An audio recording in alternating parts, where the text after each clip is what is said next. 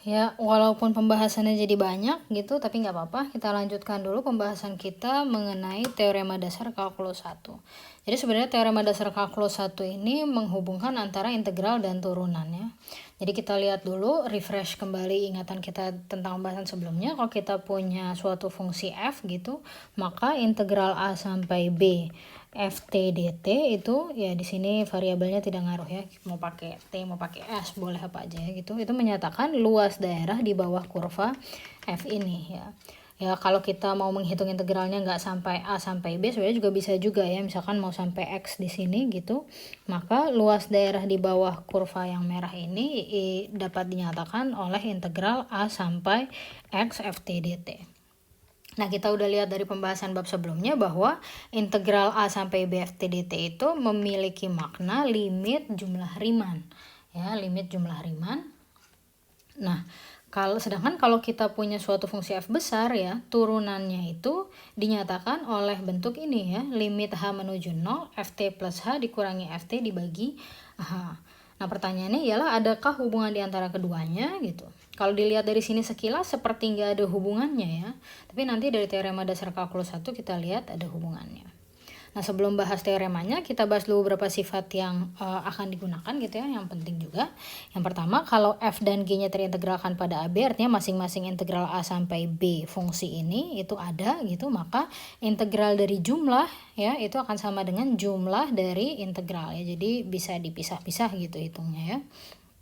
Kemudian yang kedua, integral A sampai BK dikali fx dx itu akan sama dengan integral dari fungsinya ya, k-nya keluar gitu ya, karena k-nya nggak ada hubungannya dengan variabel integrasinya, nggak ada hubungannya sama x gitu ya. Nah, kelinearan operator integral ini sebenarnya diturunkan dari kelinearan operator sigma ya, dan ya kelinearan limit juga ya. Kemudian sifat yang kedua yang kita punya, sifat perbandingan, ialah kalau f dan g-nya itu terintegralkan masing-masing gitu. Jadi integral, sekali lagi integral f atas dari a sampai b ada, integral a b dari g x dx-nya ada, maka dan si f-nya itu selalu kurang dari g ya. Jadi ilustrasinya begini, maka maka luas daerah di bawah kurva yang merah ini akan selalu kurang dari luas daerah yang biru ini tentu ya. Jadi kita punya sifat integral yang itu. Kemudian sifat keterbatasan ya agak mirip-mirip sama yang ini juga ya sebenarnya. Jadi kalau f-nya terintegralkan pada AB dan f-nya itu terletak di antara m kecil dan m besar gitu. Jadi m kecilnya di bawah f selalu, m besarnya di atas gitu, maka luas daerah di bawah kurva f yang ini gitu akan selalu kurang dari m dikali b min a ya, luas kotak yang ini tingginya m, lebarnya b min a, dan ini akan selalu lebih besar dari luas yang hijau. Oke. Nah, dari memiliki ketiga sifat itu kita bisa buktikan teorema dasar kalkulus yang pertama. Dia mengatakan bahwa kalau kita punya suatu fungsi yang kontinu pada AB dan X itu terletak di antara interval bukanya gitu ya, maka d dx dari integral A sampai X ft dt sama dengan fx. Ini mengatakan apa? Turunan dari integral itu ya, integral suatu fungsi akan kembali ke fungsinya itu sendiri gitu ya. Variabelnya aja diganti X. Kok bisa? Buktinya gimana? Ya, jadi kalau kita mau membuktikan ekspresi ini benar ya, kita misalkan dulu yang ini itu merupakan suatu fungsi, kemudian kita turunkan, betul nggak hasilnya fx? Ya, jadi kita definisikan suatu fungsi f besar gitu, f besar x, di mana input dari x ini merupakan batas atas integrasinya ya. Jadi f besar x integral a sampai x ft dt. Nah, kemudian kita turunkan, kita ingin cek benar nggak hasilnya f kecil x. Perhatikan berdasarkan definisi turunan, yang ini limit h menuju 0, fx plus h dikurangi fx dibagi h. Apa fx plus h? Fx plus h ya bentuk integral ini, batas atas integrasinya x plus h. Ya, kalau begitu kita punya ini ya, 1 per h-nya tinggal dikeluarkan saja. Nah, kemudian kita bisa tukar yang kanan ya, batas atas integrasinya karena ada minus. Berarti kita punya integral dari x sampai a ft dt dilanjut dengan integral a sampai x plus h ft dt gitu. Tarik limit h menuju 0 ya. Jadi kita punya bentuk ini ya, dari x sampai x plus h ft dt. Nah, sebenarnya kalau kita menghitung limit h menuju 0 itu kita ingin apa sih? Kita ingin menghitung limit kiri dan limit kanannya sebenarnya kan, tapi dalam video ini kita hanya akan membahas limit kanannya saja, kirinya nanti serupa ya. Jadi untuk H yang positif ya, karena F-nya kontinu pada suatu interval tutup X sampai X plus H, maka maksimum dan minimumnya tercapai di situ. Artinya ya, kita misalkan saja M kecil itu minimumnya, jadi minimum fungsi ya ketika T-nya itu berada di antara X sampai X plus H sama ya, yang ini juga maksimum fungsi ketika T-nya ada di interval tersebut ya. Maka kita sebenarnya kita punya apa sih di sini, F itu berada di antara M kecil dan M besar ya. Tapi kan arahnya sebenarnya mau kita buktikan ini kan, jadi kita ingin tinjau integralnya. Kita udah lihat sebelumnya bahwa integralnya ini akan berada di antara M kecil dikali B min A, M besar dikali B min A ya. B min A dari siapa?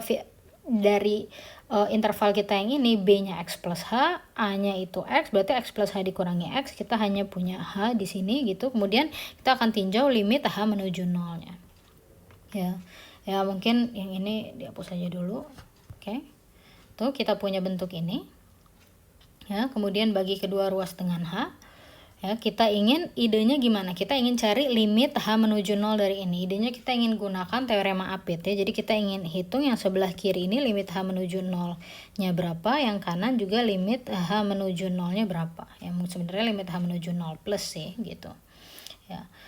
Nah, tapi kan kalau pakai teorema Apit yang ini dan ini harus sama gitu. Sedangkan M kecil ini kan nilai minimum, M besar juga nilai maksimum, berarti konstanta aja dong limitnya ya, ini menuju M kecil, ini menuju M besar aja gitu. Nggak bisa dong dipakai teorema Apitnya gitu ya. Ya nggak gitu juga sebenarnya ya, tetap bisa dipakai teorema Apitnya. Kenapa? Karena perhatikan bahwa M kecil kita ini sebenarnya bergantung pada pemilihan titik di dalam intervalnya. Jadi ketika kita menghitung limit H menuju 0M ya, sebenarnya kita menghitung limit H menuju 0 dari ini, minimum ini ketika T-nya berada di antara X sampai X plus H ya. Jadi hanya limitnya ini tuh, si H menuju 0-nya tuh kenanya ke sini ya. Ketika hanya menuju 0, maka X plus H ini akan menuju ke X gitu ya. Jadi yang ini intervalnya akan menuju ke X, X, tapi ya nilai minimum di satu titik ya pastilah nilai fungsi di titik tersebut ya. Jadi ilustrasinya ketika H-nya menuju 0 ya, maka si X plus H yang ini akan menuju ke X gitu. Sama untuk yang M besar juga begitu, artinya yang ini akan menuju ke Fx, yang ini akan menuju ke Fx, maka mau nggak mau limitnya yang ini juga akan menuju, yang tengah akan menuju ke Fx gitu, berdasarkan teorema Apit ya. Jadi kita punya apa? Kita punya limit H menuju 0-nya yang ini ya, menuju ke Fx, tapi ini akan sama dengan ini turunan ya, artinya betul bahwa turunan dari fungsi yang kita tinjau itu akan kembali lagi ke Fx ya. Lanjutnya kita lihat penggunaannya. Bagaimana penggunaannya? Yang pertama, tentukan nilai dari ddx. Ini harusnya 100 saja ya. Fungsinya itu kita akan gunakan teorema dasar kalkulus 1 yang menyatakan bahwa ddx dari A sampai X Ft dt ya, ingat nggak harus T, bisa U, bisa S, bisa P, bisa N, apa aja gitu, di sini hanya variabel aja. Ini akan sama dengan Fx gitu ya, bawahnya konstanta, atasnya variabel linear ya, variabel linear. Jadi nggak perlu dihitung integralnya baru turunkan ya, langsung aja pakai ini. Jadi kalau langsung pakai itu jawabannya ya sudah mudah gitu ya, tinggal fungsi yang dalam diganti X. Nah yang kedua ya, tentukan nilai dari integral ini ya, X sampai 4 batasnya. Oke, kalau mau pakai teorema dasar kalkulus, lihat konstantanya di bawah, variabel linearnya di atas gitu. Ya, jadi kita punya gimana untuk mau menggunakan, berarti ini batas integrasinya perlu ditukar kan. Kalau perlu ditukar artinya itu sama dengan kasih minus gitu. Ya, minus dari integral 4 sampai X gitu. Kemudian minusnya keluar. Nah, kalau sudah begini, yang ini bisa pakai teorema dasar kalkulus 1. Kita mau jawabannya. Mudah ya. Nah, selanjutnya yang ketiga, tentukan nilai dari ini ya, bawahnya konstanta, atasnya X kuadrat, 3S-1 ds. Mungkin kita tertarik untuk langsung menjawab, oh ini berarti jawabannya 3X kuadrat min 1 gitu ya. Ini nggak boleh ya. Ingat atasnya ini masih bentuknya kuadrat, sedangkan di sini linear. Artinya harus kita misalkan dulu dengan suatu variabel U, kemudian gunakan aturan rantai. ke ujuk-ujuk muncul aturan rantai apa maksudnya? Lihat nih. Ya, kalau kita misalkan ini U-nya itu sama dengan X kuadrat, maka fungsi ini kita bisa misalkan jadi FU kan. Akar 17 sampai U 3S-1 DS. Tapi yang ditanya itu DDX ya, turunan terhadap X. Jadi turunan terhadap X FU itu sama dengan turunan terhadap U-nya DDU FU dikali DU DX ya.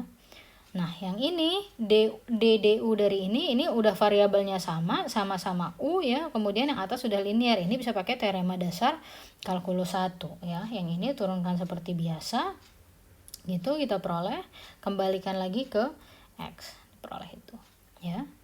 Nah, selanjutnya sebagai latihan dihitung ini ya. Yang ini harus hati-hati, ada bentuk perkalian di sini, atasnya juga bentuknya perlu dibuat linear. Nah, yang ini silakan dipecah integralnya dari X kuadrat sampai 0 gitu misalnya ya.